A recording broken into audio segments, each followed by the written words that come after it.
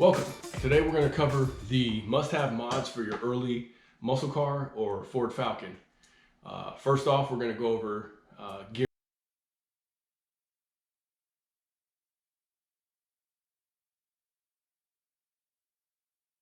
gearing. Gearing is in the form of transmission and final drive ratio.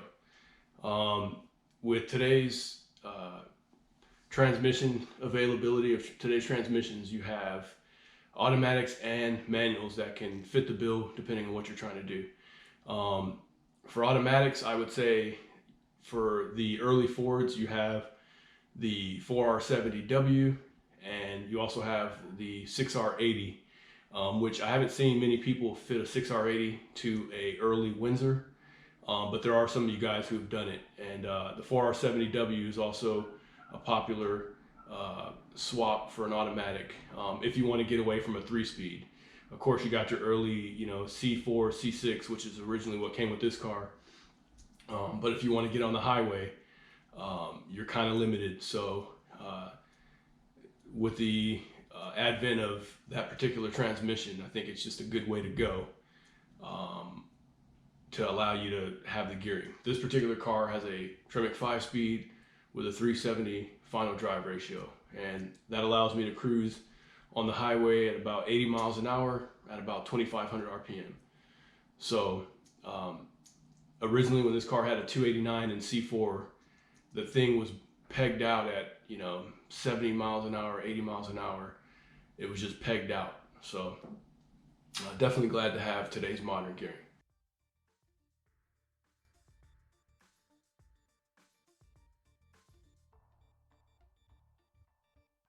Is suspension. Suspension is a must. For those of you who've driven a classic car with the original suspension, 40, 50-year-old suspension, it can be sketchy at speed, especially you start dialing the more speed you have with these cars. You have more power, you got better gearing, you have to have the suspension. You want to keep the car glued down, buttoned down to the road, and there's a host of companies out there that make suspension kits for these cars. I'm just so happen to be running the Chris Austin or TCP Total Control products, their front coilover and the rear G-Link, which is a coilover as well. Probably one of the best upgrades for the car that I've done.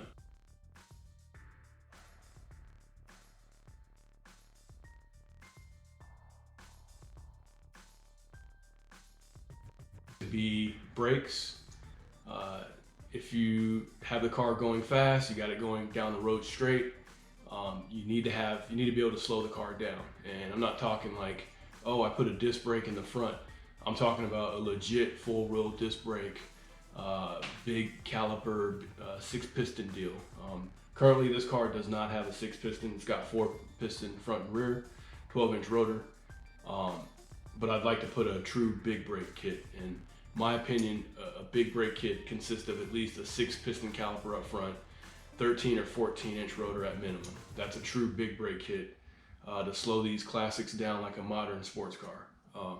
That is a must, especially you start making 400 or 500 horsepower or whatever, however much power you're making. You just need to be able to bring the car to a halt.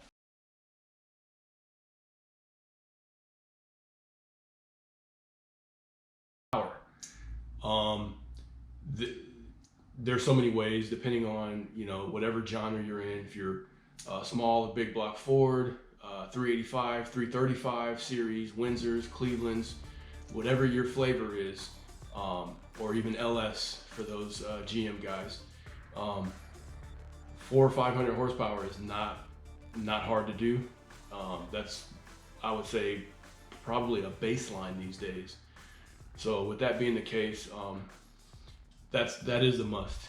Let's just face it, there's cars, V6s and 4-cylinders that come off the assembly line today with the gearing that they have, making 250 horsepower. And if you were in a classic muscle car, 300 horsepower, 350, 400 horsepower, you could probably get gapped by today's modern cars, economy cars at that. So power is a big, huge mod. And whether you want to make 400 or 500 or 600 naturally aspirated, or even 700, 800, or if you want to go, you know, a turbo setup and make 1,000 horsepower, power is a must-have mod for these cars.